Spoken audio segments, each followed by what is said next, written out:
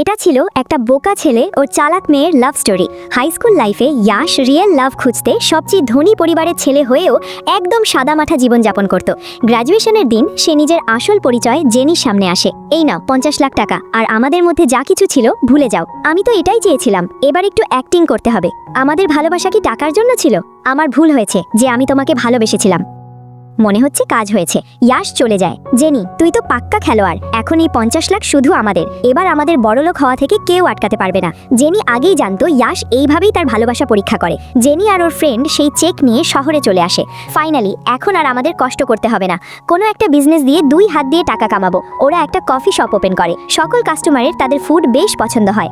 আজকে প্রায় 10,000-এর মতো লাভ হয়েছে। এইভাবে প্রতিদিন চলতে থাকলে আমরা একদিন সত্যি অনেক বড় রেস্টুরেন্টের মালিক হয়ে যাব। অর্ডারগুলো দেখতো ঠিকঠাক আছে কিনা। মাস্ক পরা একজন তাদের সামনে এসে দাঁড়ায়। জেনি বিপদ বুঝতে পেরে দ্রুত তাকে বক্সের নিচে লুকিয়ে থাকতে বলে ওরা নিজেদের কাজ করতে থাকে। এই যে ম্যাডাম, আপনি এখান দিয়ে একটা ছেলেকে যেতে দেখেছেন? কই না তো, মনে হয় এই দিক দিয়ে গেছে। আপনি বেরিয়ে আসতে পারেন, ওরা চলে গেছে। Zisan, are you okay? হ্যাঁ ভাইয়া, থ্যাঙ্কস হেল্প করার জন্য। এই দাঁড়ান, শুধু থ্যাঙ্কস দিলে হবে না। ওরা ছেলেটাকে কফি শপে কাজে লাগিয়ে দেয়। এই নাও, এই ময়লাগুলো বাইরে ফেলে আসো, আর পুরো ক্যাফেটা ঝাড়ু দেবে। জেনি শোন, ওকে দিয়ে ঝাড়ু না দিয়ে বাকি কাজগুলোও তো করাতে পারিস। ম্যাডাম শেষ। ওকে, এবার যাও। আও। বাইরে থেকে লুকিয়ে কেউ তাদের ছবি তুলে ফেলে। লিন গ্রুপের ছোট ছেলের ব্যক্তিগত জীবন এবার সামনে এলো। এক্ষুনি স্যারকে কল দিচ্ছি। দাঁড়াও, মেয়েটাকে জুম করো। এটা সেই না যার সাথে আমি এক রাত কাটিয়েছিলাম? এই রকম গল্প মিস না করতে চাইলে এক্ষুনি চ্যানেলটিকে সাবস্ক্রাইব করে ফেলো।